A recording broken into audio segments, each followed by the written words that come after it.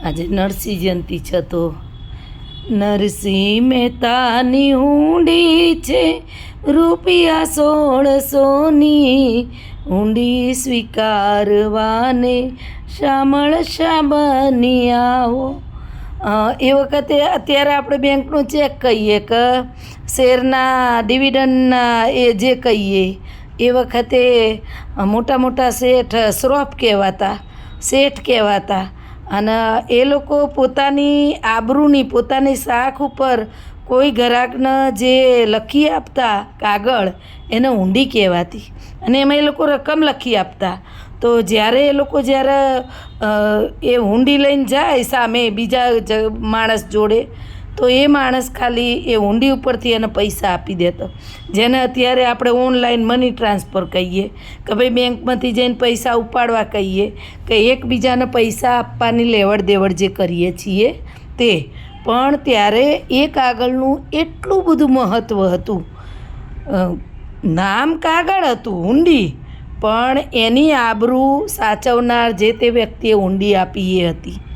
તો જ્યારે નરસિંહ મહેતાના ઘરે તકલીફ પડે છે અને ત્યારે ભગવાન એમને હુંડી લખી આપે છે અને જ્યારે માણસો આવે છે મામેરાવાળાને જમવા કરવાનો ખર્ચ કાઢવાનો હોય ત્યારે હુંડી ભગવાન વટાવી દે, ભગવાન પોતે સામળસા શેઠ બનીને બેસે છે અને નરસિંહ મહેતાની હુંડી સ્વીકારે છે અને 1600 જ રૂપિયાની, પણ એ વખતના 1600 રૂપિયા એટલે અત્યારે 16 લાખ થાય।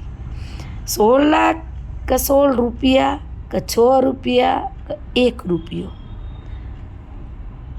કિંમત રૂપિયાની નહીં, કિંમત તમારા વચનની, બોલની, તમારી આબરૂની, તમારી નજરની।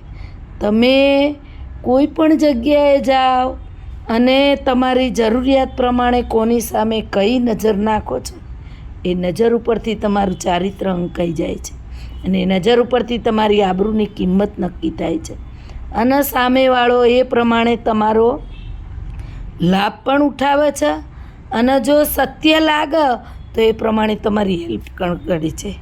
તો એવું એકાદ ભજન છે સરસ કે નરસિંહ મહેતાની હુંડી રૂપિયા 1600ની હુંડી સ્વીકારવાને શામળશા બની આવો। બહુ સરસ ભજન છે, હું આખું ગાઈશ આજે। હું બંસરી તમારી તમે શ્યામ બનીને આવો અથવા તો રાધિકાના ઘનશ્યામ બનીને આવો। આમાં 3-4 વસ્તુ છે, મીરાએ ભક્તિ કીધી, રાણાએ ત્યાગી દીધી, પછી વનવાસમાં હું શોકમાં ડૂબી છું, તો એ તો મને લાગુ પડે કે અમે વર્ષ 2 જણાએ જુદી નોકરી કરીને વૈતરા કર્યા, ઘર ચલાવવા ને જુદા રહ્યા ને છેલ્લે જોડે રહેવાનું આવ્યું ને ગુડીને પપ્પા મને મૂકીને જતા રહે, તો એ લીધી તો મને લાગુ પડે છે કે હું શોકમાં ડૂબી છું જુરુ અશોકવનમાં।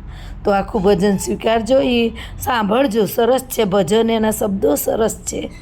તો આજે એમાંથી 2 જ લીટી નરસિંહ મહેતાને લાગુ પડે છે, મેં આમાં બોલી લીધી પણ આખું ભજન ગાઈને સંભળાવું છું હું।